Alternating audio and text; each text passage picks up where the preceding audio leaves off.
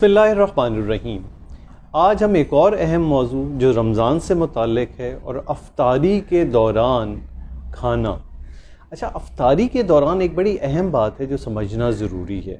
होता ये है कि हम काफ़ी देर यानी 14 से 16 घंटे, कभी इससे कम या ज़्यादा प्रोलॉन्ग फास्टिंग में रहे होते हैं।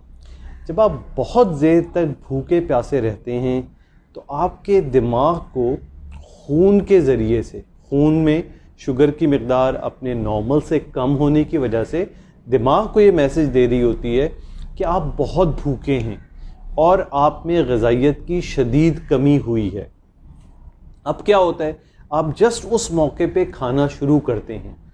अब खाना चाहे आप इवन शरबत भी पी लें, यानी ग्लूकोज, कार्बोहाइड्रेट जिस सूरत में भी ले रहे हैं, उसको खून में शामिल होने में कुछ वक्त लगेगा और फिर वो खून में शामिल होकर दिमाग तक पहुंच के ये मैसेज देगा कि अब इसकी मकदार बराबर हो गई।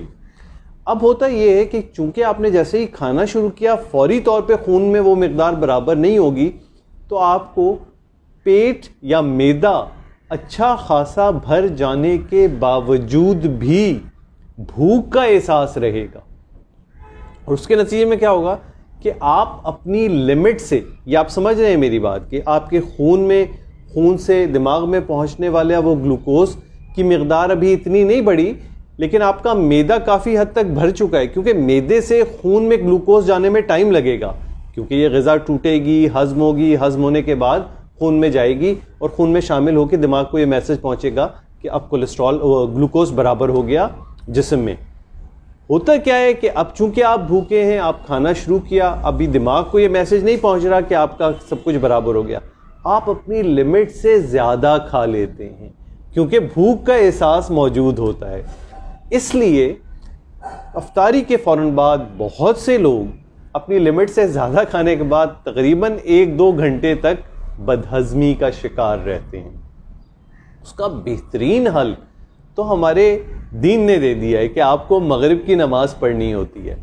अच्छा, अब कुछ लोग जो मस्जिद जाते हैं उनका तो ये ब्रेक लाजमी आ जाता है कि वो कुछ देर खाने के बाद उनको उठना होता है, कुछ एक्टिविटी करनी है, नमाज पढ़नी है और फिर वापस आएंगे, तो वो वाली कंटिन्यूटी यानी एकदम से ज़्यादा खाना वो नहीं खा पाएंगे।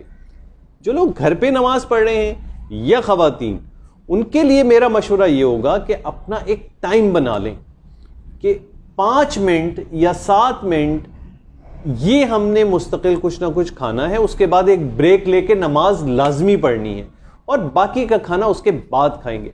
आप खुद नोट कीजिएगा, एक मुस्तकिल खाते हुए आपकी भूख का स्टेटस क्या होगा और आप कितना ज़्यादा चीज़ें खा जाएंगे। और ये 5 मिनट का गैप देने के बाद जब आप दूसरे सेशन में आके अपनी बाकी अफ्तारी मुकम्मल करेंगे तो आप में वो वाली भूख की शिद्दत नहीं होगी, क्योंकि वो जो आपने पहले खाया, दरमियान में थोड़ा सा गैप लिया, नमाज पढ़ी या कुछ एक्टिविटी हुई, उसके नतीजे में आपके खून में इतनी शुगर मौजूद हो गई कि अब आपको वो भूख का एहसास जो उससे पहले था वो ख़त्म हो गया। तो कंक्लूजन ये है कि अफ्तारी के वक्त लगातार बहुत देर तक खाना मत खाएं, आप अपनी लिमिट से ज़्यादा खा जाएंगे। बीच में 5 से 7 मिनट के बाद लाजमी गैप दें। 10-12 मिनट में भी आप बहुत खा जाएंगे। 5 से 7 मिनट का गैप अफ्तारी शुरू करने के बाद ज़रूर दें और फिर नमाज पढ़ लें, एक्टिविटी कर लें, उसके बाद फिर दोबारा खाना खाएं। शुक्रिया बहुत बहुत सुनने।